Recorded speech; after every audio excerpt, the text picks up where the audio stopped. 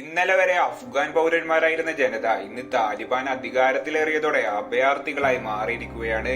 അമേരിക്കയുടെ 20 വർഷക്കാലത്തെ അധിനിവേശം കൊണ്ട് താലിബാനെ ഇല്ലാതാക്കാൻ വേണ്ടി ഇല്ലാത്ത കാശ് മുടക്കി അമേരിക്ക നെയ്ത തന്ത്രങ്ങളെല്ലാം വൻ പരാജയമായി മാറിയപ്പോൾ അഫ്ഗാനിസ്ഥാൻ വീണ്ടും മനുഷ്യാവകാശ ദംശനങ്ങളുടെയും മതരാഷ്ട്രീയ തിമിരത്തിന്റെയും ചോരക്കളമായി മാറി. തീവ്രമായ മതബോധം കുത്തിവെച്ച് അമേരിക്ക സൃഷ്ടിച്ച താലിബാൻ എന്ന മുജാഹിദീൻ പോരാളികളുടെ ഉദയത്തിന് പിന്നിൽ അനവധി രാഷ്ട്രീയ ആഭ്യന്തര അധികാര വടംവലികളുടെ ചരിത്രമുണ്ട്. അധിനിവേശങ്ങളുടെയും ആഭ്യന്തര യുദ്ധങ്ങളുടെയും വിളനിലമായ അഫ്ഗാനിസ്ഥാന് ഏതാണ്ട് 10,000 വർഷത്തെ അനവധി പോരാട്ടങ്ങളുടെയും രക്തച്ചൊരിച്ചിലുടെയും ചരിത്രം പറയാനുണ്ട്.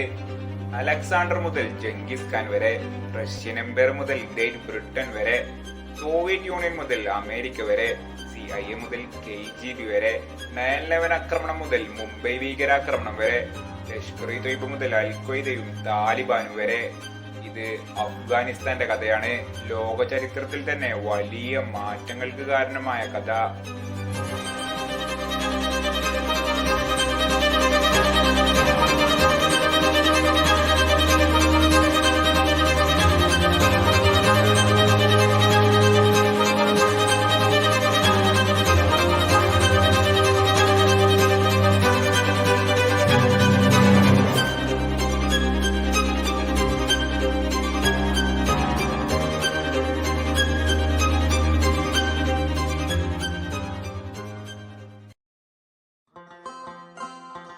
ഇന്ത്യയുടെ വടക്കു പടിഞ്ഞാറൻ മേഖലയിലാണ് അഫ്ഗാനിസ്ഥാൻ സ്ഥിതി ചെയ്യുന്നത്.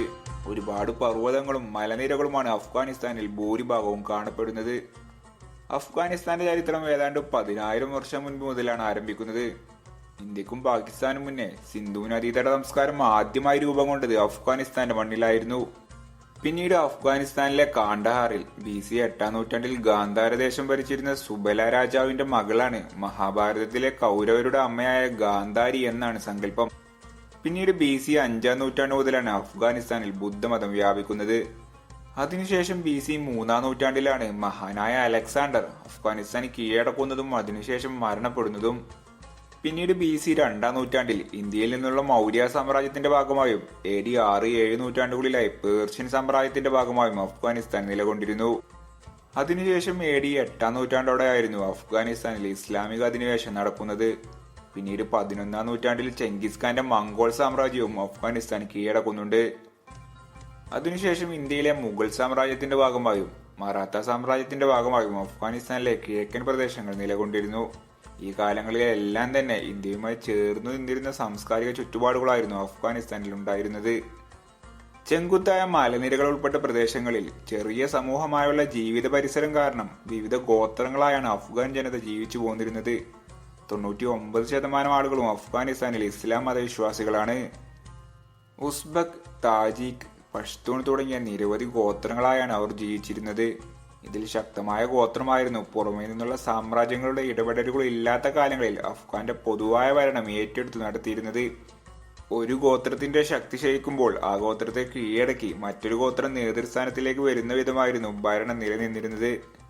പിന്നീട് 19-ാം നൂറ്റാണ്ടിലാണ് അഫ്ഗാനിസ്ഥാന്റെ ചരിത്രത്തിൽ കാര്യമായ മാറ്റങ്ങൾ ഉണ്ടാകുന്നത്. അന്ന് പ്രധാനമായും അഫ്ഗാൻ ഭൂപ്രദേശം 2 വലിയ സാമ്രാജ്യങ്ങളുടെ മധ്യത്തിലായിരുന്നു നിലനിന്നിരുന്നത്. ഇരുഭാഗത്തായി നിലനിന്ന റഷ്യൻ സാമ്രാജ്യത്തിനും ബ്രിട്ടീഷ് ഇന്ത്യൻ സാമ്രാജ്യത്തിനും പരസ്പരം കീഴ്പ്പെടുത്തുമെന്ന ഭയമുണ്ടായിരുന്നു.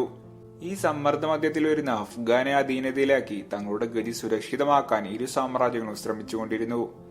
ദി ഗ്രേറ്റ് ഗെയിം എന്നാണ് ചരിത്രത്തിൽ ഇതറിയപ്പെടുന്നത്. അങ്ങനെ 3 ആംഗ്ലോ അഫ്ഗാൻ യുദ്ധങ്ങൾ നടക്കുന്നു. ആദ്യ യുദ്ധത്തിൽ അഫ്ഗാനിസ്ഥാൻ ബ്രിട്ടീഷുകാരെ തോൽപ്പിച്ചെങ്കിലും 1870-ൽ നടന്ന 2-ാം യുദ്ധത്തിൽ ബ്രിട്ടീഷുകാർക്ക് ചെറിയ മേൽക്കോയ്മ കൈവരിക്കാൻ സാധിച്ചതുമൂലം അഫ്ഗാനിസ്ഥാന്റെ അന്തർദേശീയ നയങ്ങളിൽ പരോക്ഷമായുള്ള ഇടപെടലിന് അവർക്ക് അവസരമൊരുങ്ങി. അതിന്റെ ഭാഗമായി ഇന്ത്യ അഫ്ഗാൻ അതിർത്തികൾ രൂപപ്പെടുത്തി. അങ്ങനെയാണ് ഇന്നത്തെ പാക് അഫ്ഗാൻ അതിർത്തിയായ ഡൂറന്റ് ലൈൻ നിർമ്മിക്കപ്പെടുന്നത്. ബ്രിട്ടീഷുകാർ രൂപപ്പെടുത്തിയ ഈ അതിർത്തികൾ അഫ്ഗാൻ ഗോത്ര നേതാക്കന്മാരുടെയോ ജനങ്ങളുടെയോ യാതൊരുവിധ താല്പര്യങ്ങളും പരിഗണിക്കാതെയായിരുന്നു. അന്നത്തെ ബ്രിട്ടീഷ് ഭരണത്തിന് കീഴിൽ സ്റ്റേറ്റ് ക്വാർട്ടേഴ്സിലിരുന്ന് ഏതോ ഒരു ബ്രിട്ടീഷ് ഉദ്യോഗസ്ഥൻ ഉറക്കത്തിൽ വരച്ച പോലെയായിരുന്നു അതിർത്തികളുടെ ഘടന.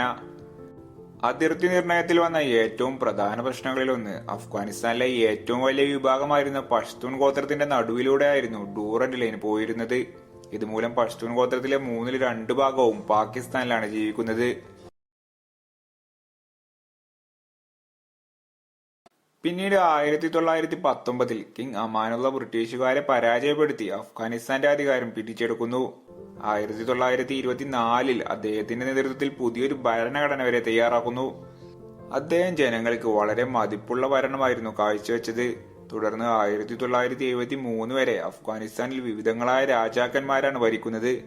ഈ കാലഘട്ടങ്ങളിലെല്ലാം തന്നെ സമാധാനപൂർണമായ ഒരു ഭരണമായിരുന്നു അഫ്ഗാനിസ്ഥാനിൽ നിലനിന്നു പോന്നിരുന്നത്.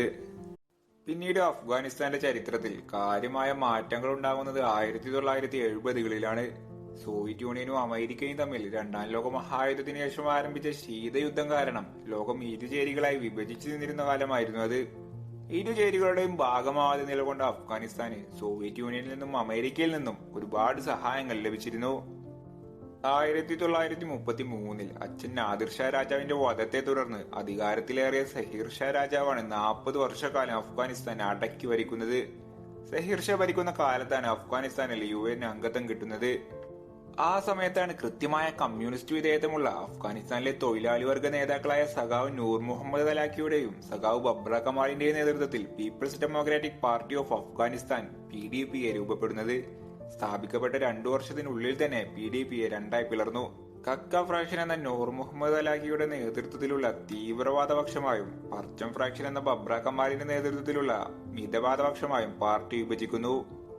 1973 സഹീർ ഷാ രാജാവ് ഇറ്റലിയിൽ അവധിക്കാലം ചെലവിടാൻ പോയ സമയം നോക്കി അദ്ദേഹത്തിന്റെ സഹോദരനും പ്രധാനമന്ത്രിയുമായ മുഹമ്മദ് ദാവൂദ് ഖാൻ ഒരു പട്ടാള അട്ടിമറി നടത്തി ഭരണം പിടിച്ചെടുക്കുന്നു. അഫ്ഗാനിസ്ഥാൻ ഒരു ഡെമോക്രാറ്റിക് റിപ്പബ്ലിക്കായി മാറിയതായി അദ്ദേഹം പ്രഖ്യാപിക്കുന്നു. 1978 ഏപ്രിലിൽ രണ്ടാമതും ഒരു വിപ്ലവം കൂടി അഫ്ഗാനിസ്ഥാനിൽ നടക്കുന്നു. ഇതിൽ പ്രസിഡൻഷ്യൽ പാലസിൽ വെച്ച് പ്രസിഡന്റ് മുഹമ്മദ് ദാവൂദ് ഖാൻ വധിക്കപ്പെടുന്നു. സൗർ വിപ്ലവം എന്നറിയപ്പെടുന്ന ഈ കമ്മ്യൂണിസ്റ്റ് വിപ്ലവത്തെ തുടർന്ന് കമ്മ്യൂണിസ്റ്റ് പാർട്ടിയായ PDP അധികാരം പിടിച്ചെടുക്കുന്നു. അന്ന് സഖാവ് നൂർ മുഹമ്മദ് തലാക്കി പ്രസിഡന്റും സഖാവ് ഹാഫിസുള്ള അമീൻ പ്രധാനമന്ത്രിയുമാവുന്നു. പുതിയ കമ്മ്യൂണിസ്റ്റ് ഗവൺമെന്റിന്റെ നേതൃത്വത്തിൽ ഡെമോക്രാറ്റിക് റിപ്പബ്ലിക് ഓഫ് അഫ്ഗാനിസ്ഥാൻ രൂപീകരിക്കുന്നു.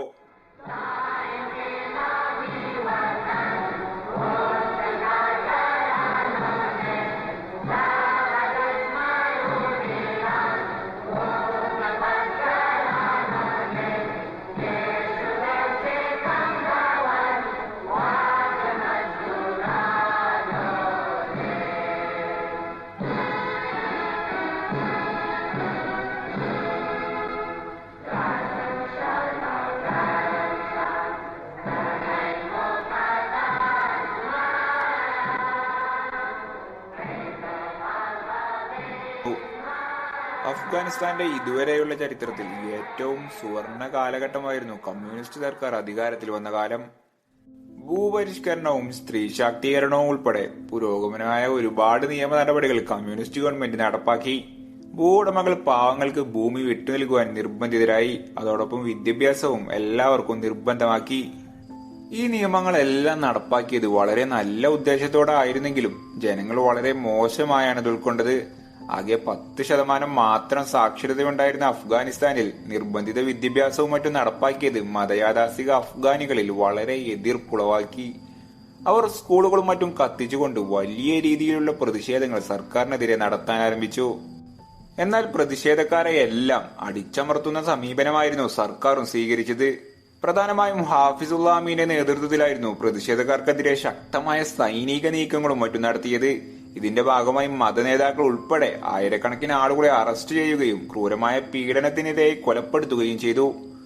അമീന്റെ ഇത്തരം നടപടികൾക്കെതിരെ സോവിയറ്റ് യൂണിയൻ ഉപദേശിക്കുകയും അദ്ദേഹത്തിന് താക്കീത് നൽകുകയും ചെയ്തു. എന്നാൽ അമീൻ അതൊന്നും വകവയ്ക്കാതെ നടപടികൾ പഴയതുപോലെ തുടരുകയാണ് ചെയ്തത്. ആക്രമണങ്ങളിൽ നിന്ന് രക്ഷപ്പെടാൻ ലക്ഷക്കണക്കിന് ആളുകൾ പാകിസ്ഥാനിലെ റെഫ്യൂജി ക്യാമ്പുകളിലേക്ക് പലായനം ചെയ്തു. പാകിസ്ഥാനിലെ റെഫ്യൂജി ക്യാമ്പുകളിലും അഫ്ഗാനിസ്ഥാനിലെ പലയിടങ്ങളിലുമായി സർക്കാരിനെതിരെ യുദ്ധം ചെയ്യാൻ പല പോരാളി സംഘങ്ങളും രൂപം കൊണ്ടു. ഇതോടെ രാജ്യം ഒരു ആഭ്യന്തര യുദ്ധത്തിലേക്ക് നീങ്ങി. അതേസമയം അമീന്റെ ഇത്തരം നടപടികൾ കാരണം അമീനെ പുറത്താക്കാൻ സോവിയറ്റ് യൂണിയനും അഫ്ഗാൻ പ്രസിഡന്റ് നൂർ മുഹമ്മദ് തലാക്കിയും പദ്ധതിയിടുന്നു. പദ്ധതിയെക്കുറിച്ച് സൂചന ലഭിച്ച അമീൻ 1979 ആഭ്യന്തര അട്ടിമറിയിലൂടെ തലാക്കിയെ വധിച്ചുകൊണ്ട് അഫ്ഗാന്റെ പ്രസിഡന്റായി പൂർണ്ണ അധികാരം കൈക്കലാക്കുന്നു. സോവിയറ്റ് യൂണിയൻ ഇതൊരു ഞെട്ടലോടെയായിരുന്നു കണ്ടത്. അമീൻ ഒരു CIA ചാരനാണെന്ന് പോലും സോവിയറ്റ് യൂണിയൻ സംശയിച്ചു. അന്നു രാത്രി തന്നെ മോസ്കോയിലെ KGB ഹെഡ്ക്വാർട്ടേഴ്സിൽ നടന്ന യോഗത്തിൽ അഫ്ഗാനിസ്ഥാനിലെ പ്രതിസന്ധി വിലയിരുത്തിക്കൊണ്ട് KGB ചീഫായ യൂറി ആന്ത്രപ്പോവിന്റെ നേതൃത്വത്തിൽ സോവിയറ്റ് പ്രസിഡന്റായ ബ്രഷ്നേവിന് അന്തിമ റിപ്പോർട്ട് സമർപ്പിച്ചു. അതേ തുടർന്ന് അന്നു രാത്രി തന്നെ സോവിയറ്റ് കമ്മ്യൂണിസ്റ്റ് പാർട്ടിയുടെ പോളിറ്റ് ബ്യൂറോ അടിയന്തരമായി ചേരുകയും ആഭ്യന്തര അട്ടിമറിയിലൂടെ അധികാരത്തിലേറിയ അമീനെ പുറത്താക്കാൻ തീരുമാനിക്കുകയും ചെയ്തു. അങ്ങനെ 1979 ഡിസംബർ 27 സോവിയറ്റ് യൂണിയൻ KGBയുടെ നേതൃത്വത്തിൽ കമ്മ്യൂണിസ്റ്റ് ഗവൺമെന്റിനെ സഹായിക്കാൻ അഫ്ഗാനിസ്ഥാനിൽ അധിനിവേശം നടത്തുന്നു. അർദ്ധരാത്രിയിലെ ഒരു മെഗാ എയർലിഫ്റ്റ് ഓപ്പറേഷനിലൂടെയായിരുന്നു അഫ്ഗാനിസ്ഥാനിലെ സോവിയറ്റ് യൂണിയന്റെ അധിനിവേശം റെഡ് ആർമി ആരംഭിച്ചത്. 280 മിലിറ്ററി ട്രാൻസ്പോർട്ട് എയർക്രാഫ്റ്റുകൾ, 8500 പേർ വീതം അടങ്ങുന്ന 3 ഡിവിഷൻ പട്ടാളം, അക്കൂട്ടത്തിൽ KGBയുടെ ഒരു സ്പെഷ്യൽ കമാൻഡർ ഓപ്പറേഷനിലൂടെ പ്രസിഡന്റ് താമസിക്കുന്ന താജ്വർഗ് കൊട്ടാരം ആക്രമിക്കുകയും പ്രസിഡന്റ് ഹാഫിസുള്ള അമീനെ വധിക്കുകയും ചെയ്യുന്നു. അങ്ങനെ ഒറ്റ രാത്രി കൊണ്ട് സോവിയറ്റ് യൂണിയൻ കാബൂൾ പിടിച്ചെടുക്കുകയും ബബ്ര കമാലിന്റെ നേതൃത്വത്തിലുള്ള പുതിയൊരു ഗവൺമെന്റ് അഫ്ഗാനിസ്ഥാനിൽ രൂപീകരിക്കുകയും ചെയ്യുന്നു.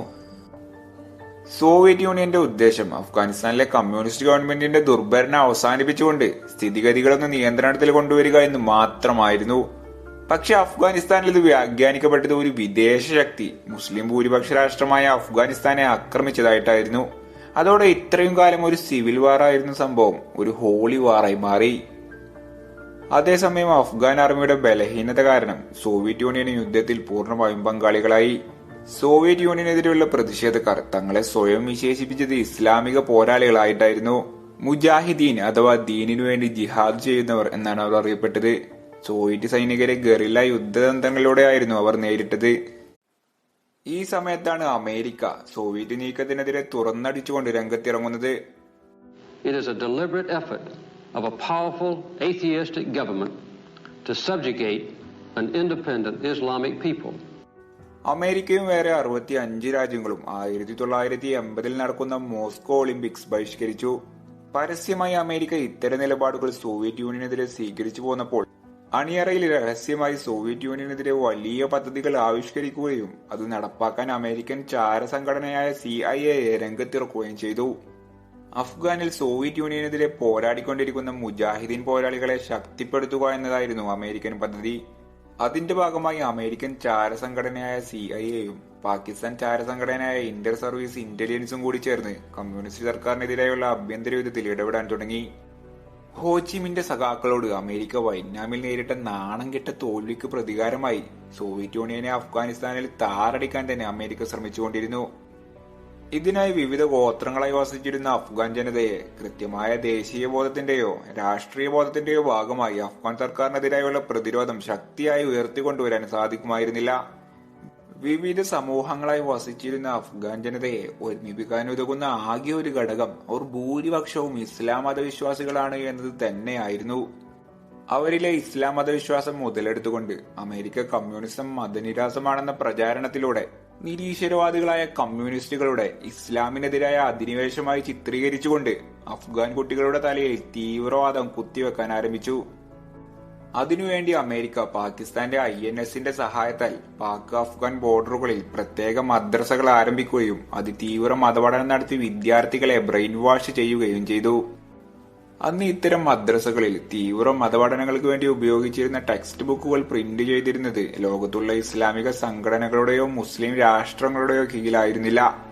അമേരിക്കയുടെ CIA നേരിട്ട് പ്രിന്റ് ചെയ്തായിരുന്നു അത് അവിടെ എത്തിച്ചിരുന്നത്. ഓപ്പറേഷൻ സൈക്ലോൺ എന്നായിരുന്നു അമേരിക്ക ഈ രഹസ്യ പദ്ധതിക്ക് പേരിട്ടത്. ഇതിന്റെ ഭാഗമായി അഫ്ഗാനിസ്ഥാനിലെയും പാകിസ്ഥാനിലെയും കുട്ടികളെ അതിതീവ്ര വിശ്വാസികളായ ചാവേർ പോരാളികളായി മാറ്റാൻ അവർക്ക് സാധിച്ചു. യുദ്ധവും സംഘർഷങ്ങളും മൂലം UNന്റെയും മറ്റും അഭയാർത്ഥി ക്യാമ്പുകളിൽ വസിച്ചിരുന്ന ബാല്യവും കൗമാരവും നഷ്ടപ്പെട്ട അഫ്ഗാൻ പൗരന്മാരെ അവർക്ക് എളുപ്പം ബ്രെയിൻ വാഷ് ചെയ്ത് ചാവേർ പോരാളികളാക്കി മാറ്റാൻ സാധിച്ചു. 1980കളിൽ കടുത്ത കമ്മ്യൂണിസ്റ്റ് വിരോധിയായിരുന്ന റൊണാൾഡ് റേഗൻ അമേരിക്കൻ പ്രസിഡന്റ് ആയതോടെ മുജാഹിദീൻ പോരാളികൾക്ക് നൽകിയിരുന്ന സാമ്പത്തികവും സൈനികവുമായ സഹായം 10 മടങ്ങ് വർദ്ധിച്ചു. അമേരിക്ക കൊടുക്കുന്ന അത്രയും തുക സൗദിയും മുജാഹിദീങ്ങൾക്ക് വാഗ്ദാനം ചെയ്തു. ഈ സമയത്താണ് പാകിസ്ഥാനിലെ മുജാഹിദീങ്ങൾക്ക് പുറമെ അമേരിക്ക കൊടുക്കുന്ന സാമ്പത്തിക സഹായങ്ങളും തീവ്ര മതപഠനങ്ങളും ഉൾക്കൊണ്ടുകൊണ്ട് അറേബ്യൻ രാജ്യങ്ങളിൽ നിന്നും പോരാളികൾ മുജാഹിദീങ്ങളെ സഹായിക്കാൻ വന്നുകൊണ്ടിരുന്നത്. മറ്റു രാജ്യങ്ങളിൽ നിന്ന് വന്ന മുജാഹിദീങ്ങളുടെ പ്രധാന നേതാക്കളായിരുന്നു ജോർദാൻ പൗരനായിരുന്ന അബ്ദുള്ള ഹാസിമിയും സൗദിയിലെ കോടീശ്വരനായ ചെറുപ്പക്കാരൻ ഒസാമ ബിൻ ലാദനും. ഇതോടെ ശക്തരായി മാറിയ മുജാഹിദീങ്ങളെ നേരിട്ട് തോൽപ്പിക്കാൻ കഴിയില്ല എന്ന് മനസ്സിലാക്കിയ സോവിയറ്റ് യൂണിയൻ പിന്നീട് എയർ സ്ട്രൈക്കുകൾ ആരംഭിച്ചതോടെ സോവിയറ്റ് യൂണിയന് യുദ്ധത്തിൽ വലിയ മുന്നേറ്റം ഉണ്ടാക്കാൻ സാധിച്ചു. ഇതിനിടെ 1985 സോവിയറ്റ് യൂണിയന്റെ പ്രസിഡന്റായി അധികാരമേറ്റ മിഖായിൽ ഗോർബച്ചേവിന് അഫ്ഗാനിസ്ഥാനിലെ പ്രശ്നങ്ങൾ ഒത്തുതീർപ്പാക്കിക്കൊണ്ട് സോവിയറ്റ് ആർമിയെ തിരികെ കൊണ്ടുവരണം എന്നായിരുന്നു ആഗ്രഹം. ഗോർബച്ചേവ് അതിനായി 1986 ബബ്ര കമാലിനെ നീക്കം ചെയ്തുകൊണ്ട് മുഹമ്മദ് നജീബുള്ളയെ അഫ്ഗാൻ പ്രസിഡന്റായി നിയമിച്ചു. നജീബുള്ള നാഷണൽ റീകൺസിലേഷൻ എന്ന പദ്ധതിയിലൂടെ മുജാഹിദീങ്ങളുമായി സമാധാന ചർച്ചകൾ നടത്തി അവരെ കൂടി ഉൾപ്പെടുത്തിക്കൊണ്ട് ഒരു പുതിയ ഗവൺമെന്റ് ഉണ്ടാക്കാൻ ശ്രമിച്ചു. പക്ഷെ അമേരിക്കൻ പ്രസിഡന്റ് റൊണാൾഡ് റേഗന് ഒരു സോവിയറ്റ് പിൻവാങ്ങലല്ലായിരുന്നു വേണ്ടത്, സോവിയറ്റ് യൂണിയന്റെ പരാജയമായിരുന്നു കാണേണ്ടത്. അമേരിക്കക്ക് തങ്ങളോടുള്ള പിന്തുണ വർദ്ധിക്കുന്നത് കണ്ട മുജാഹിദീൻ നജീബുള്ളയുടെ സമാധാന ശ്രമങ്ങൾ തിരസ്കരിച്ചു. മുജാഹിദീങ്ങളുടെ ഏറ്റവും വലിയ ചലഞ്ച് സോവിയറ്റ് ഹെലികോപ്റ്ററുകളായിരുന്നു. സാധാരണ ആയുധങ്ങൾ വെച്ച് അവയെ തകർക്കുക അസാധ്യമായിരുന്നു. അതിനെ പ്രതിരോധിക്കാൻ വേണ്ടി അമേരിക്ക ISIയുടെ സഹായത്താൽ അമേരിക്കൻ കോൺഗ്രസ്മാനായ ചാർലി വിൽസന്റെ നേതൃത്വത്തിൽ മുജാഹിദീൻ പോരാളികൾക്ക് സ്റ്റിംഗർ മിസൈലുകൾ എത്തിച്ചു നൽകി. സ്റ്റിംഗർ മിസൈലുകൾ ലഭിച്ചതോടെ മുജാഹിദീങ്ങൾക്ക് കൂടുതൽ ശക്തമായി സോവിയറ്റ് യൂണിയന്റെ എയർഫോഴ്സിനെ പ്രതിരോധിക്കാൻ കഴിഞ്ഞു. അമേരിക്കയുടെ ഓപ്പറേഷൻ സൈക്ലോണിന്റെ ഭാഗമായുള്ള ഈ ഇടപെടലിനെ കുറിച്ച് ടോം ഹാങ്സും ജൂലിയ റോബർട്ട്സും വരെ അഭിനയിച്ച ചലച്ചിത്രവും പിന്നീട് ഇറങ്ങുന്നുണ്ട്. ഇതോടെ മുജാഹിദീങ്ങളുടെ ശക്തമായ പ്രതിരോധം കാരണം സോവിയറ്റ് യൂണിയന് പരാജയം സമ്മതിച്ചുകൊണ്ട് 9 വർഷത്തെ അധിനിവേശത്തിന് ശേഷം 1989 അഫ്ഗാനിസ്ഥാനിൽ നിന്നും പിൻവാങ്ങേണ്ടതായി വന്നു. പ്രസിഡന്റ് ബൈഡന്റെ പ്രഖ്യാപനത്തോടെ രാജ്യരാമാനോ ഔദ്യോഗിക നടപടികൾ ഒന്നുമില്ലാതെ അഫ്ഗാനിസ്ഥാനിലെ സൈനിക തലവനോട് ഒരു വാക്കുപോലും പറയാതെ സ്ഥലം വിട്ട അമേരിക്കയിൽ നിന്ന് വ്യത്യസ്തമായി കൃത്യമായ സൈനിക അകമ്പടിയോടെയുള്ള പ്രൗഢഗംഭീരമായ സൈനിക പരേഡ് നടത്തിയായിരുന്നു സോവിയറ്റ് യൂണിയൻ അഫ്ഗാനിസ്ഥാനിൽ നിന്നും വിടവാങ്ങിയത്. അന്ന് സോവിയറ്റ് യൂണിയൻ തിരിച്ചുപോയപ്പോൾ സൈനിക വാഹന വ്യൂഹങ്ങളുടെ സംരക്ഷണത്തിനായി പോകുന്നതിന്റെ ഇരുവശങ്ങളിലുമായി സോവിയറ്റ് വിമാനങ്ങൾ ബോംബുകൾ വർഷിച്ചായിരുന്നു പോയത്. അന്ന് സോവിയറ്റ് യൂണിയൻ ഇട്ടൊരു ബോംബിന്റെ ഷാർപ്പിനർ തുളച്ചായിരുന്നു പിന്നീട് താലിബാന്റെ സ്ഥാപകനായി മാറിയ മുല്ല ഉമറിന്റെ ഒരു കണ്ണ് നഷ്ടപ്പെട്ടത്. സോവിയറ്റ് യൂണിയനും അഫ്ഗാൻ മുജാഹിദീങ്ങളും തമ്മിൽ ഈ യുദ്ധം നടന്നുകൊണ്ടിരിക്കുമ്പോൾ തന്നെ 80കളിൽ അഫ്ഗാൻ ഭരിച്ച കമ്മ്യൂണിസ്റ്റ് ഗവൺമെന്റിന്റെ കാലത്ത് അഫ്ഗാനിസ്ഥാനിൽ സ്ത്രീ പുരോഗമനമായ പല നേട്ടങ്ങളും സംഭവിച്ചു. അഫ്ഗാൻ സ്ത്രീകൾ സാമൂഹിക ഇടങ്ങളിൽ ഉയർന്നു വരാൻ തുടങ്ങി. കാബൂളിൽ മാത്രം ആയിരക്കണക്കിന് സ്ത്രീ ഉടമസ്ഥതയിലുള്ള സ്ഥാപനങ്ങൾ അക്കാലത്തുണ്ടായിരുന്നു. മാത്രമല്ല അഫ്ഗാൻ സ്ത്രീകൾ ആധുനിക പാശ്ചാത്യ വസ്ത്രധാരണ രീതികളോട് പൊരുത്തപ്പെട്ട് ജീവിക്കാൻ തുടങ്ങിയ കാലമായിരുന്നു അത്. നിരവധി ഗവേഷണ സ്ഥാപനങ്ങളും സ്കൂളുകളും ആശുപത്രികളും മറ്റും അഫ്ഗാനിസ്ഥാനിൽ ആ കാലത്ത് രൂപപ്പെട്ടു. 1989 സോവിയറ്റ് യൂണിയൻ പിൻവാങ്ങിയതിനു ശേഷവും 3 വർഷക്കാലം മുജാഹിദീങ്ങളെ പ്രതിരോധിച്ചുകൊണ്ട് കമ്മ്യൂണിസ്റ്റ് സർക്കാരിന് അഫ്ഗാനിസ്ഥാനിലെ ഭരണം തുടർന്നു കൊണ്ടുപോകാൻ സാധിച്ചു. ഇതിനിടയിൽ 1991 സോവിയറ്റ് യൂണിയൻ തകർന്നതോടെ അഫ്ഗാനിസ്ഥാനിലെ കമ്മ്യൂണിസ്റ്റ് ഗവൺമെന്റിന് സോവിയറ്റ് യൂണിയൻ നൽകി വന്നിരുന്ന സാമ്പത്തിക സഹായങ്ങളും മറ്റും ഇല്ലാതായത് ഗവൺമെന്റിന്റെ തകർച്ചയ്ക്ക് കാരണമായി. അങ്ങനെ 1992 ഏപ്രിലിൽ അഹമ്മദ് ഷാ മസൂദിന്റെ നേതൃത്വത്തിലുള്ള സൈന്യം കാബൂൾ പിടിച്ചടക്കുകയും നജീബുള്ളയെ പുറത്താക്കിക്കൊണ്ട് ഇസ്ലാമിക് സ്റ്റേറ്റ് ഓഫ് അഫ്ഗാനിസ്ഥാൻ എന്ന പുതിയ ഗവൺമെന്റ് രൂപീകരിക്കുകയും ചെയ്തു. 14 വർഷക്കാലത്തെ അഫ്ഗാനിസ്ഥാനിലെ കമ്മ്യൂണിസ്റ്റ് ഭരണം അവസാനിപ്പിച്ചുകൊണ്ട് പുതുതായി രൂപം കൊണ്ട താൽക്കാലിക ഗവൺമെന്റിൽ തന്നെ വലിയ രീതിയിലുള്ള അഭിപ്രായ വ്യത്യാസങ്ങൾ ഉണ്ടാകാൻ തുടങ്ങി. ഗവൺമെന്റിനകത്തെ അഭിപ്രായ ഭിന്നതകൾ രൂക്ഷമായതോടെ അഫ്ഗാനിസ്ഥാൻ വീണ്ടും വലിയ രീതിയിലുള്ള ഒരു ആഭ്യന്തര യുദ്ധത്തിലേക്ക് നീങ്ങി. അങ്ങനെ 1992 മുതൽ 96 വരെ നടന്ന ആഭ്യന്തര യുദ്ധത്തിൽ ലക്ഷക്കണക്കിന് ആളുകളാണ് അഫ്ഗാനിസ്ഥാനിൽ മരണപ്പെട്ടത്. 1989 സോവിയറ്റ് യൂണിയന്റെ പിൻവാങ്ങലോടെ അമേരിക്കയും അഫ്ഗാനിസ്ഥാന്റെ കാര്യം ശ്രദ്ധിക്കാതെയായി. അഫ്ഗാനിസ്ഥാനിലെ യുവതലമുറയെ ശരിയായ വിദ്യാഭ്യാസം നൽകി നവീകരിച്ചെടുത്തില്ലെങ്കിൽ അത് വലിയ അപകടമായി മാറുമെന്ന താക്കീത് അമേരിക്കൻ പാർലമെന്റിൽ ചാർലി വിൽസൺ അവതരിപ്പിക്കുന്നുണ്ടെങ്കിലും അമേരിക്ക അത് വകവെക്കുന്നില്ല. സോവിയറ്റ് യൂണിയനെ അഫ്ഗാനിസ്ഥാനിൽ നിന്നും പിൻവാങ്ങിപ്പിക്കുക എന്ന ലക്ഷ്യം നിറവേറ്റിയതോടെ അമേരിക്കക്ക് അഫ്ഗാനിസ്ഥാൻ എന്ന രാജ്യം എങ്ങനെ പോയാലും കുഴപ്പമില്ല എന്ന നിലപാടായിരുന്നു. അങ്ങനെ അമേരിക്കയും സോവിയറ്റ് യൂണിയനും പിൻവാങ്ങിയതോടെ പതിയെ ആളൊഴിഞ്ഞൊരു മൈതാനമായി മാറിയ അഫ്ഗാനിസ്ഥാനിൽ രൂക്ഷമായ ആഭ്യന്തര യുദ്ധത്തിനിടയിൽ പല തീവ്രവാദ സംഘടനകളും തലവെക്കാൻ തുടങ്ങി. ഇതേസമയം പാക് അഫ്ഗാൻ ബോർഡറുകളിൽ അമേരിക്കയും പാകിസ്ഥാനും സ്ഥാപിച്ച മദ്രസകൾ കേന്ദ്രീകരിച്ച് മുല്ല ഉമറിന്റെ നേതൃത്വത്തിൽ അമേരിക്ക പിൻവാങ്ങിയതിനു ശേഷവും തീവ്ര മതപഠന ക്ലാസുകൾ നടന്നുകൊണ്ടിരുന്നു. ആദ്യഘട്ടത്തിൽ 50 പേരെ വെച്ച് തുടങ്ങിയ ക്ലാസുകൾ പിന്നീട് 10,000-ൽ കൂടുതൽ പേരെ ഉൾക്കൊള്ളുന്ന വിധം വികസിച്ചു. ഈ മദ്രസകളിൽ പഠിച്ചു വളർന്നിരുന്നവർ പഷ്തൂൺ ഭാഷയിൽ വിദ്യാർത്ഥികൾ എന്നർത്ഥം വരുന്ന താലിബാൻ എന്നറിയപ്പെട്ടു. മുല്ല ഒമറിന്റെ നേതൃത്വത്തിൽ താലിബാൻ എന്ന സംഘടന രൂപം കൊണ്ട ഈ സമയത്ത് ലോകരാഷ്ട്രങ്ങൾ ഒന്നും തന്നെ താലിബാനെ വലിയ കാര്യമായി എടുത്തില്ല. പക്ഷെ കണ്ണടച്ച് തുറക്കുന്ന വേഗത്തിലായിരുന്നു താലിബാന്റെ വളർച്ച. വലിയ ശക്തിയായി മാറിയ താലിബാൻ ആഭ്യന്തര യുദ്ധം മൂലം തകർന്നടിഞ്ഞുകൊണ്ടിരിക്കുന്ന അഫ്ഗാനിസ്ഥാനിലെ രാഷ്ട്രീയ അധികാരം കൈക്കലാക്കുന്നതിനു വേണ്ടിയുള്ള ശ്രമങ്ങൾ ആരംഭിച്ചു. സോവിയറ്റ് യൂണിയനെതിരെ അമേരിക്കയുടെ CIA നേതൃത്വത്തിൽ പാക് അഫ്ഗാൻ ബോർഡറുകളിൽ പാകിസ്ഥാൻ പരിശീലനം കൊടുത്തു വളർത്തിയ യോദ്ധാക്കളായിരുന്നു താലിബാന്റെ നേതൃനിരയിൽ ഉണ്ടായിരുന്നത്. ഈ കാലഘട്ടത്തിൽ തന്നെ മറ്റു സമീപ അറേബ്യൻ രാഷ്ട്രങ്ങളിലെ മുജാഹിദീങ്ങളുടെയും മറ്റു നേതൃത്വത്തിൽ അൽ ഖ്വയ്ദ എന്നൊരു തീവ്രവാദ സംഘടന കൂടി അഫ്ഗാനിസ്ഥാനിൽ വളർന്നു വന്നിരുന്നു. അൽ ഖ്വയ്ദയുടെ പ്രധാന നേതാക്കളായിരുന്നു ഒസാമ ബിൻ ലാദനും അബ്ദുള്ള ആസാമിന്റെയും പാകിസ്ഥാൻ പൗരനായ ഹാഫിസ് സയ്യിദിന്റെയും നേതൃത്വത്തിൽ ലഷ്കർ-ഇ തൊയ്ബ എന്ന പേരിൽ ഒരു സംഘടന രൂപീകൃതമാവുന്നുണ്ട്. ഈ സംഘടനയായിരുന്നു പിന്നീട് മുംബൈ ഭീകരാക്രമണത്തിന് പിന്നിൽ പ്രവർത്തിച്ചത്. അങ്ങനെ അഫ്ഗാനിസ്ഥാൻ കീഴടക്കാൻ ഇറങ്ങി തിരിച്ച താലിബാന്റെ പല വാഗ്ദാനങ്ങളും ആ കാലഘട്ടത്തിൽ അവർക്ക് കൂടുതൽ ജനപിന്തുണ നൽകി. 1994 മുല്ല ഒമറിന്റെ നേതൃത്വത്തിലുള്ള താലിബാൻ സൈന്യം കാണ്ഡഹാർ പിടിച്ചെടുത്തു. വളരെ പെട്ടെന്ന് തന്നെ താലിബാന് രാജ്യത്തെ ചെറിയ ശക്തികളെ എല്ലാം തോൽപ്പിച്ചുകൊണ്ട് ഭൂരിഭാഗം തങ്ങളുടെ കീഴിലാക്കാൻ കഴിഞ്ഞു. അങ്ങനെ 1995 കാബൂൾ പിടിച്ചടക്കിക്കൊണ്ട് അഫ്ഗാനിസ്ഥാന്റെ പൂർണ്ണ അധികാരം കൈക്കലാക്കാൻ താലിബാൻ ശ്രമം നടത്തിയെങ്കിലും അഫ്ഗാൻ പ്രതിരോധ മന്ത്രിയായ മസൂദിന്റെ നേതൃത്വത്തിലുള്ള സൈന്യത്തോട് പരാജയപ്പെടേണ്ടി വന്നു. പിന്നീട് 1996 ആയപ്പോഴേക്കും ശക്തരായ താലിബാന്റെ സൈന്യത്തോട് പിടിച്ചു നിൽക്കാനാവില്ലെന്ന് മനസ്സിലാക്കിയ മസൂദ് തന്റെ സൈന്യത്തെ കാബൂളിൽ നിന്നും ഹിന്ദുക്കുഷ് പർവ്വതനിരകളിലേക്ക് പിൻവലിച്ചതോടെ താലിബാന് വലിയ യുദ്ധമില്ലാതെ തന്നെ അനായാസം കാബൂൾ പിടിച്ചെടുക്കാൻ സാധിച്ചു. കാബൂൾ പിടിച്ചടക്കിയതോടെ മുല്ല ഉമറിന്റെ നേതൃത്വത്തിൽ ഇസ്ലാമിക് എമിറേറ്റ്സ് ഓഫ് അഫ്ഗാനിസ്ഥാൻ എന്ന പുതിയ അഫ്ഗാൻ താലിബാൻ രൂപപ്പെടുത്തി. അധികാരത്തിലേറിയ താലിബാൻ മുൻ പ്രസിഡന്റ് നജീബുള്ളയെ ക്രൂരമായി കൊലപ്പെടുത്തി തെരുവിൽ കെട്ടിത്തൂക്കിയത് ലോകം ഒരു നടുക്കത്തോടെ ആയിരുന്നു കണ്ടത്. താലിബാന്റെ ഭാഗത്തു നിന്ന് തുടക്കത്തിൽ വലിയ ജനപ്രിയ നടപടികളൊക്കെ ഉണ്ടായെങ്കിലും ഭരണം കയ്യിൽ കിട്ടിയതിനു ശേഷമുള്ള താലിബാന്റെ നടപടികൾ ഇസ്ലാമിക ശരീഅത്തിന് അവർ കൊടുത്ത തീർത്തും അക്രമാസക്തവും സ്ത്രീവിരുദ്ധവും മനുഷ്യത്വ വിരുദ്ധവുമായിട്ടുള്ള വ്യാഖ്യാനം അടിസ്ഥാനപ്പെടുത്തിയായിരുന്നു. താലിബാന്റെ ഭരണത്തിന് കീഴിൽ അഫ്ഗാനിസ്ഥാനിലെ സ്ത്രീകൾക്ക് വിദ്യാഭ്യാസത്തിനും വസ്ത്രധാരണത്തിനും ഉൾപ്പെടെ എല്ലാവിധ സ്വാതന്ത്ര്യങ്ങളും നഷ്ടപ്പെടുന്ന സാഹചര്യമുണ്ടായി. സ്ത്രീകൾ മാത്രമല്ല, അഫ്ഗാനിസ്ഥാനിലെ എല്ലാ പൗരന്മാരും വലിയ രീതിയിലുള്ള അടിച്ചമർത്തലുകൾക്ക് ഈ കാലഘട്ടത്തിൽ വിധേയമായി.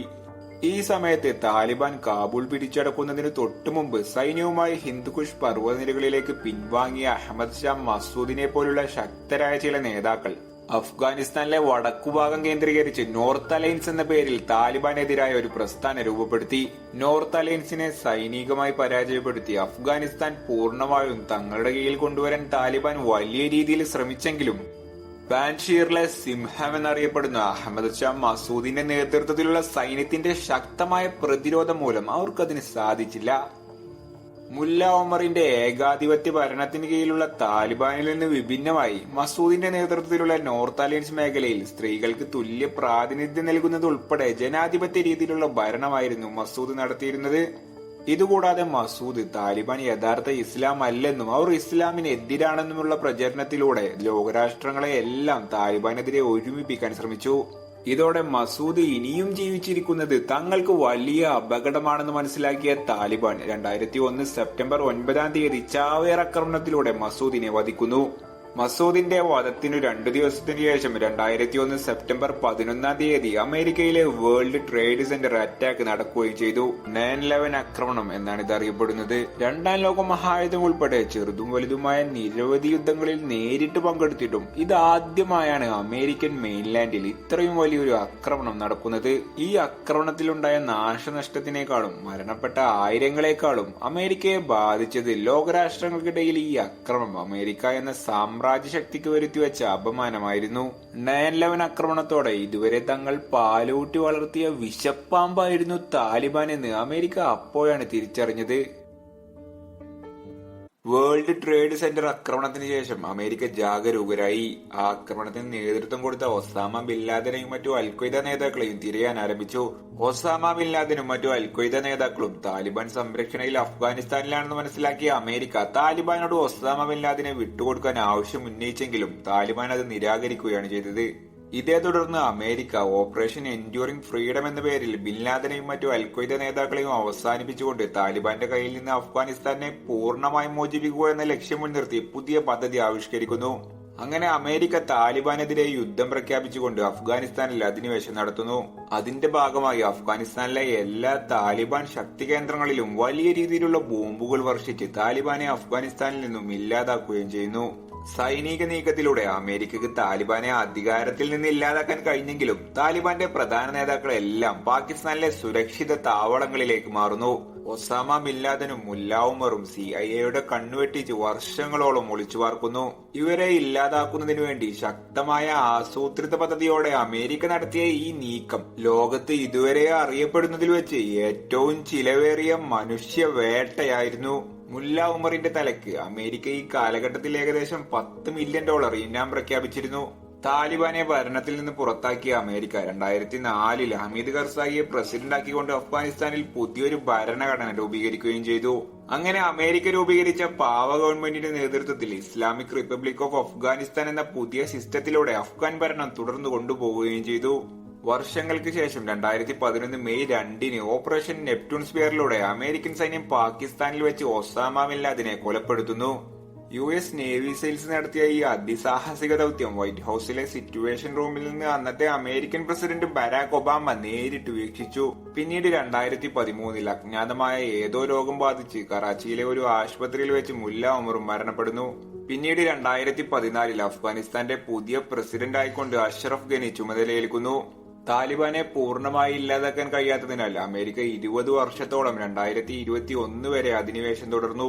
അതിനിടയിൽ താലിബാൻ കാലത്ത് പൂർണ്ണമായി ഇല്ലാതായ അഫ്ഗാനിസ്ഥാനിലെ സാമ്പത്തിക വികസന പ്രവർത്തനങ്ങളെ ത്വരിതപ്പെടുത്തി പുനർനിർമ്മാണത്തിന് ശ്രമിക്കുകയും ചെയ്തു. നിരവധി റോഡുകളും കനാലുകളും സ്കൂളുകളും സൈനിക പരിശീലനങ്ങളും മറ്റും അമേരിക്കൻ നേതൃത്വത്തിൽ അഫ്ഗാൻ സർക്കാരിന് ലഭിച്ചു. താലിബാൻ ഭരണത്തിൽ കുടിയേറിയ പലരെയും തിരിച്ചുകൊണ്ടുവന്ന് അവർക്ക് വേണ്ട സംരക്ഷണം നൽകി.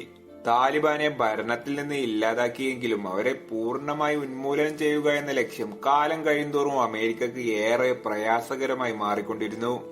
ലോകത്തിലെ ഏറ്റവും വലിയ സാമ്പത്തിക സൈനിക ശക്തിയായ അമേരിക്കക്ക് താലിബാനെ പോലെ ഒരു ചെറിയ സായുധ സംഘടനയെ എന്തുകൊണ്ട് പരാജയപ്പെടുത്താൻ കഴിഞ്ഞില്ല എന്നത് വലിയൊരു ചോദ്യമാണ്.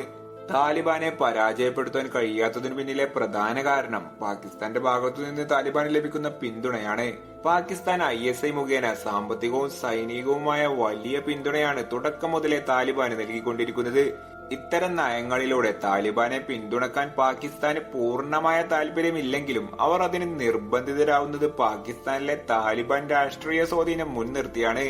പാകിസ്ഥാൻ ഇങ്ങനെ അകമഴിഞ്ഞ് സഹായിക്കുന്ന താലിബാൻ കാരണം പല ക്രമസമാധാന പ്രശ്നങ്ങളും പാകിസ്ഥാന്റെ മണ്ണിലും ഉണ്ടാകുന്നുണ്ട്.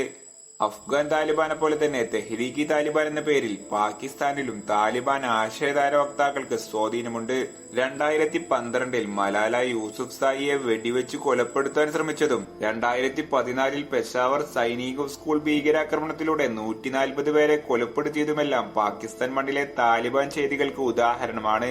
ഇത്രയേറെ പ്രശ്നങ്ങൾ പാകിസ്ഥാൻ മണ്ണിൽ താലിബാൻ കാരണം ഉണ്ടായിട്ടും പാകിസ്ഥാൻ ഗവൺമെന്റിന് താലിബാനെതിരെ ഒന്നും ചെയ്യാൻ പറ്റാത്ത അവസ്ഥയാണ് ഉണ്ടായിരുന്നത്. ഇതിനുള്ള പ്രധാന കാരണം പണ്ട് സോവിയറ്റ് യൂണിയനെതിരെ പോരാടാൻ അമേരിക്കയും പാകിസ്ഥാനും സ്ഥാപിച്ച മദ്രസകളിൽ ഇന്നത്തെ താലിബാൻ പോരാളികൾക്കൊപ്പം പാകിസ്ഥാനിലെ ISI ഉദ്യോഗസ്ഥർക്കും സൈനികർക്കും ഒരുമിച്ചായിരുന്നു ട്രെയിനിങ് കൊടുത്തിരുന്നത്. അതുകൊണ്ട് തന്നെ താലിബാൻ ആശയങ്ങളോട് താല്പര്യമുള്ള ഒരുപാട് ഉദ്യോഗസ്ഥർ പാകിസ്ഥാൻ ആർമിയിലും ISIയിലും ഉണ്ട്. ഇത്തരത്തിലുള്ള താലിബാൻ അനുകൂലികൾ പാകിസ്ഥാൻ ഗവൺമെന്റിനുള്ളിൽ ഉള്ളതുകൊണ്ട് തന്നെ താലിബാനെതിരെ എന്തെങ്കിലും തരത്തിലുള്ള നിലപാട് പാകിസ്ഥാൻ ഗവൺമെന്റ് എടുത്താൽ അത് പാകിസ്ഥാന്റെ നിലനിൽപ്പിന് തന്നെ ഭീഷണിയാകുന്ന സാഹചര്യമാണ് ഉണ്ടായിരുന്നത്. ഈ കാരണങ്ങൾ കൊണ്ടൊക്കെ തന്നെ പാകിസ്ഥാൻ താലിബാനെ പിന്തുണക്കാൻ നിർബന്ധിതരാവുകയും അതുമൂലം അമേരിക്കയുടെ പരാജയത്തിന് പ്രധാന കാരണമാവുകയും ചെയ്തു. അമേരിക്കയുടെ പരാജയത്തിന് മറ്റൊരു പ്രധാന കാരണമായത് അഫ്ഗാൻ ഗവൺമെന്റിലെ അഴിമതിയാണ്. $2.4 ട്രില്യൺ അമേരിക്ക അഫ്ഗാനിസ്ഥാനിലെ യുദ്ധത്തിനും മറ്റു പുനർനിർമ്മാണത്തിനും വേണ്ടി ചെലവാക്കിയെങ്കിലും ഇതിൽ ഭൂരിഭാഗവും അഫ്ഗാനിസ്ഥാനിലെ ഗവൺമെന്റും ഗോത്ര നേതാക്കളും പങ്കിട്ടെടുക്കുകയാണ് ചെയ്തത്. അഫ്ഗാനിലെ പ്രധാന നേതാക്കളെല്ലാം ഈ പണം കൊണ്ട് സുഖിച്ച് ജീവിക്കുമ്പോൾ അഫ്ഗാൻ സൈനികർക്ക് കൃത്യമായ ശമ്പളം പോലും ലഭിക്കാത്ത സാഹചര്യമുണ്ടായി. ഇതുകൂടാതെ 1 ലക്ഷത്തിൽ പരം സൈനികർ മാത്രമുണ്ടായിരുന്ന അഫ്ഗാൻ സേനയിൽ 3 ലക്ഷത്തിലേറെ സൈനികർ ഉള്ളതായി കൃത്രിമമായി വർദ്ധിപ്പിച്ചു കാണിച്ചതും അഫ്ഗാൻ സേനയെ ഒരു വൻ പരാജയമാക്കി മാറ്റി. അഫ്ഗാൻ സേനയുടെ ഈ ദയനീയാവസ്ഥ അമേരിക്കൻ പരാജയത്തിന് ആക്കം കൂട്ടി. ഇതിനു പുറമെ വ്യാപകമായ കറുപ്പ് കൃഷിയിലൂടെയും താലിബാൻ നിയന്ത്രണത്തിലുള്ള പ്രദേശങ്ങളിലെ ഖനനത്തിനും ഗതാഗത മാർഗങ്ങൾക്കും മറ്റും ചുങ്കം പിരിക്കുന്നതിലൂടെയും താലിബാന്റെ സാമ്പത്തിക സ്രോതസ്സുകൾ വളർന്നതും അമേരിക്കക്ക് വലിയ തിരിച്ചടിയായി മാറി. ഈ കാരണങ്ങൾ കൊണ്ടൊക്കെ തന്നെ അഫ്ഗാനിസ്ഥാനിൽ തുടരുന്നത് കൂടുതൽ നാശനഷ്ടങ്ങൾക്ക് കാരണമാകുമെന്ന് മനസ്സിലാക്കിയ അമേരിക്ക പതിയെ അഫ്ഗാനിസ്ഥാനിൽ നിന്നും പിൻവാങ്ങാനുള്ള നടപടികൾ ആരംഭിച്ചു. ഈ സമയമായപ്പോഴേക്കും താലിബാൻ വീണ്ടും ശക്തിയാർജിച്ചുകൊണ്ട് പല ഗോത്രങ്ങളും കീഴടക്കിക്കൊണ്ടുള്ള മുന്നേറ്റത്തെ പരിഗണിച്ച് അഫ്ഗാനിസ്ഥാനിലെ പ്രശ്നങ്ങൾ സമാധാനപരമായി രക്തച്ചൊരിച്ചിലില്ലാതെ പരിഹരിക്കാൻ വേണ്ടി 2020 ഫെബ്രുവരി 29 ദോഹയിൽ വെച്ച് നടന്ന US താലിബാൻ സമാധാന ചർച്ചയിൽ US സേന പിന്മാറ്റത്തിന് കരാർ ഒപ്പിട്ടു. അതിനുശേഷം അഫ്ഗാൻ സർക്കാരും താലിബാനും തമ്മിൽ സമാധാന ചർച്ചകൾ ഉണ്ടായെങ്കിലും ഇതൊന്നും താലിബാൻ കാര്യമായി മുഖവിലക്കെടുത്തിരുന്നില്ല. തങ്ങൾക്ക് മറ്റുള്ളവരുടെ പരിഗണന ലഭിക്കുന്നുണ്ടെന്ന് മനസ്സിലാക്കിയ താലിബാൻ കൂടുതൽ പ്രദേശങ്ങൾ കീഴടക്കുകയാണ് ചെയ്തത്.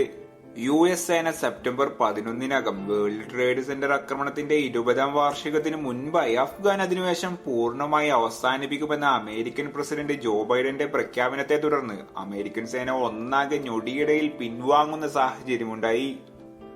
വളരെ പെട്ടെന്നുണ്ടായ അമേരിക്കൻ പിന്മാറ്റത്തെ തുടർന്ന് അഫ്ഗാനിസ്ഥാനിലെ പകുതിയിലധികം പ്രദേശങ്ങൾ കീഴടക്കിയിരുന്ന താലിബാൻ കൂടുതൽ ഊർജ്ജസ്വലതയോടെ അഫ്ഗാൻ കീഴടക്കാനുള്ള പരിശ്രമങ്ങൾ തുടർന്നുകൊണ്ടിരുന്നു. ആദ്യം തന്നെ അഫ്ഗാന്റെ അതിർത്തി പ്രദേശങ്ങൾ കീഴടക്കിക്കൊണ്ടായിരുന്നു താലിബാന്റെ മുന്നേറ്റം തുടർന്നത്. ഓഗസ്റ്റ് 12 കുണ്ടൂസും ഗാസ്നിയും അടക്കം 11 പ്രവിശ്യകൾ താലിബാൻ പിടിച്ചെടുത്തുകൊണ്ട് നിയന്ത്രണത്തിലാക്കി. പിറ്റേ ദിവസം തന്നെ കാണ്ഡഹാറും ഹെൽമണ്ടും ഹെറാത്തും പിടിച്ചുകൊണ്ട് തെക്ക് പടിഞ്ഞാറൻ മേഖലകൾ നിയന്ത്രണത്തിലാക്കാൻ താലിബാന് സാധിച്ചു.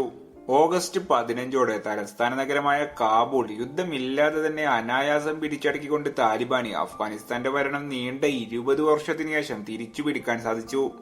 താലിബാൻ കാബൂൾ പിടിച്ചെടുക്കുന്നതിന്റെ തലേ ദിവസം തന്നെ അഫ്ഗാൻ നാഷണൽ ആർമി പൂർണ്ണമായും കീഴടങ്ങുകയും പ്രസിഡന്റ് അഷ്റഫ് ഗനിയെ ഒമാനിലൂടെ അമേരിക്കയിലേക്ക് നാടുവിടുകയും ചെയ്തു. സാധാരണ രാഷ്ട്രീയ അട്ടിമറികൾ നടക്കുമ്പോൾ പ്രസിഡന്റ് നാടുവിടുന്നത് പതിവാണെങ്കിലും അതിനപ്പുറത്തേക്ക് അഫ്ഗാൻ ജനതയെ താലിബാന് ഒരു ചെറുത്തുനിൽപ്പ് പോലും നടത്താതെ വിട്ടുകൊടുത്തുകൊണ്ട് ആഡംബര ജീവിതം കൊതിച്ച് 3 കാറ് നിറയെ സ്വർണവും പണവും കൊണ്ടാണ് അഷ്റഫ് ഗനി നാടുവിട്ടത്. അമേരിക്കയുടെ പരാജയത്തോടുകൂടി ഗ്രേവ്യാർഡ് ഓഫ് എംപയേഴ്സ് എന്ന അഫ്ഗാനിസ്ഥാന്റെ വിശേഷണം ഒന്നുകൂടെ അർത്ഥവത്തായി മാറിയിരിക്കുകയാണ്. $2.4 ട്രില്യൺ ചെലവഴിച്ച് ഓപ്പറേഷൻ എൻഡ്യൂറിംഗ് ഫ്രീഡം എന്ന പേരിൽ അമേരിക്ക നടത്തിയ യജ്ഞം പൂർണ്ണമായും പരാജയപ്പെട്ടുകൊണ്ടാണ് നീണ്ട 20 വർഷത്തെ അധിനിവേശത്തിന് ശേഷം 2021 ഓഗസ്റ്റ് 31 അമേരിക്കയുടെ അവസാനത്തെ സൈനികനും അഫ്ഗാനിസ്ഥാനിൽ നിന്നും പിൻവാങ്ങിയത്. തങ്ങൾക്ക് വയറ്റ്നാമിൽ നേരിടേണ്ടി വന്ന തോൽവിയുടെ പ്രതികാരമെന്നോണം സോവിയറ്റ് യൂണിയനെ അമേരിക്ക അഫ്ഗാനിൽ പരാജയപ്പെടുത്തിയെങ്കിലും താലിബാന്റെ അധികാര നേട്ടത്തിലൂടെ അമേരിക്കക്ക് ഒരു 2ാം വിയറ്റ്നാം സംഭവിച്ചതായിട്ടാണ് വിലയിരുത്താൻ കഴിയുന്നത്. സോവിയറ്റ് യൂണിയന് അഫ്ഗാനിസ്ഥാനിലുണ്ടായ പരാജയത്തെക്കാൾ നാണംകെട്ട തോൽവിയാണ് അമേരിക്കക്ക് അഫ്ഗാനിസ്ഥാനിൽ നേരിടേണ്ടി വന്നത്. അഫ്ഗാനെ പൂർണ്ണമായ അനിശ്ചിതത്വത്തിലേക്ക് വിട്ടുകൊടുത്തുകൊണ്ട് ആരെ പുറത്താക്കാനാണോ ഈ 20 വർഷം യുദ്ധം ചെയ്തത് അവർക്ക് തന്നെ അധികാരം കൈമാറിക്കൊണ്ട് തിരിച്ചു പോകുന്ന ദയനീയ അവസ്ഥയാണ് അമേരിക്കക്ക് നേരിടേണ്ടി വന്നത്. പതിറ്റാണ്ടുകളായി അഫ്ഗാൻ മണ്ണിൽ നടന്നുകൊണ്ടിരിക്കുന്ന ഈ യുദ്ധങ്ങളെല്ലാം തന്നെ ഒന്നിനും പങ്കാളികളാവാത്ത അനേകം സാധാരണക്കാരെയും കുഞ്ഞുങ്ങളെയുമാണ് ഏറ്റവും കൂടുതൽ ബാധിച്ചത്. അഫ്ഗാനിസ്ഥാനിൽ കഴിഞ്ഞ 20 വർഷത്തെ അമേരിക്കൻ അധിനിവേശത്തിനിടയ്ക്ക് മാത്രമായി യുദ്ധങ്ങൾക്കും സംഘർഷങ്ങൾക്കും ഇടയിൽപ്പെട്ട് മരണപ്പെട്ട കുട്ടികളുടെ കണക്ക് ഏകദേശം 15,000-ഓളമാണ്. അതിലേറെ എത്രയോ ആണ് മരണാസന്ന നിലയിൽ അവയവങ്ങളും മറ്റും നഷ്ടപ്പെട്ടുകൊണ്ട് യുദ്ധക്കെടുതികളുടെ നേർചിത്രമായി മനം നൊന്ത് ജീവിക്കുന്നവർ. വീണ്ടും അഫ്ഗാൻ പിടിച്ചടക്കിയ താലിബാന്റെ കിരാത നടപടികൾക്ക് ഇരയാവേണ്ടി വരുമെന്നതിനാൽ ജീവഭയത്താൽ അഫ്ഗാനിസ്ഥാനിൽ നിന്നും അഭയാർത്ഥികളായി രക്ഷപ്പെടുന്ന ജനങ്ങളുടെ ദയനീയത ആരെയും നൊമ്പരപ്പെടുത്തുന്നതാണ്. 150ഓളം ആളുകൾ കയറേണ്ട വിമാനത്തിൽ 800-ലേറെ ആളുകൾ സഞ്ചരിക്കുന്നതും വിമാനത്തിന്റെ ടയറുകളിലും ചിറകുകളിലുമായി പിടിച്ചിരുന്നവർ താഴെ വീണു മരിക്കുന്നതുമെല്ലാം അഭയാർത്ഥികളാകേണ്ടി വന്ന മനുഷ്യരുടെ ഏറ്റവും ദയനീയ അവസ്ഥകൾ കാണിക്കുന്നതാണ്. പഴയ താലിബാനിൽ നിന്നും വിഭിന്നമായ ഒരു ഭരണമായിരിക്കും ഇപ്പോഴത്തെ താലിബാന്റേത് എന്നാണ് നേതാക്കൾ അവകാശപ്പെടുന്നത് എങ്കിലും വലിയ മാറ്റമൊന്നും അവർക്ക് ഉണ്ടായിട്ടില്ല എന്ന് തന്നെയാണ് ഇതുവരെയുള്ള അവരുടെ പ്രവർത്തനങ്ങളിൽ നിന്നും വ്യക്തമാവുന്നത്. അഫ്ഗാനിസ്ഥാനിലെ താലിബാൻ ഗവൺമെന്റിന്റെ ഭാവിയും താലിബാൻ ഭരണത്തിന് കീഴിൽ അവിടുത്തെ ജനങ്ങളുടെ ജീവിതവും എന്താകുമെന്ന ചോദ്യത്തിന് എല്ലാം ഇനി കാലമാണ് ഉത്തരം പറയേണ്ടത്.